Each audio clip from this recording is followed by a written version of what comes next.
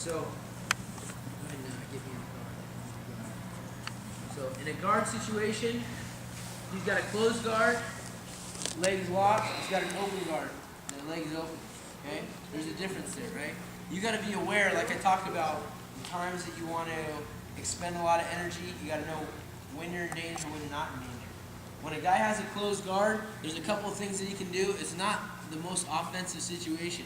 You know, if he's going to finish a move, for the most part, an armbar, a triangle, a kimura, omoplata, any of this stuff, he's got to open his guard. So when a guy has a closed guard, you can be aware of the fact that he has a closed guard and feel a little bit of safety, In a fight situation, I want to keep my head at the center of his body. Okay. As soon as I get my head to the outside, he starts to get angles. He can get his hips out and things like this.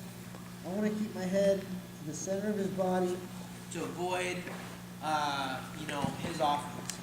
And things we're looking for to let alarms off in our head is when he opens his guard. There's going to be some offensive movement. When he starts to move his hip, we got to follow those hips. So first drill I want you guys to do is the bottom guy is going to open his guard and move his hip away. I've got to follow. Okay, just like this. As long as I'm following his hip, I'm safe. I go ahead and have my hand on his biceps here.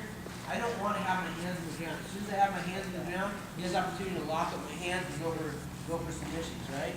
All this stuff. Okay?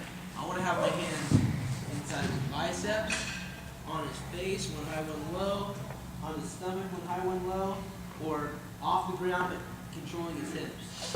Okay? If a guy has a long torso and I'm getting too extended here and there's space for him to move, I come back down and I chop his hip, follow, and then back in here punishing.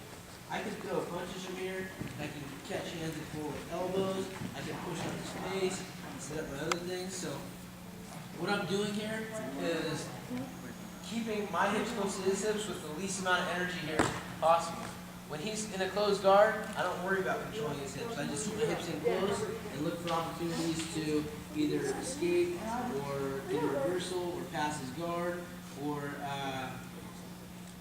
do some punishment with elbows and punches.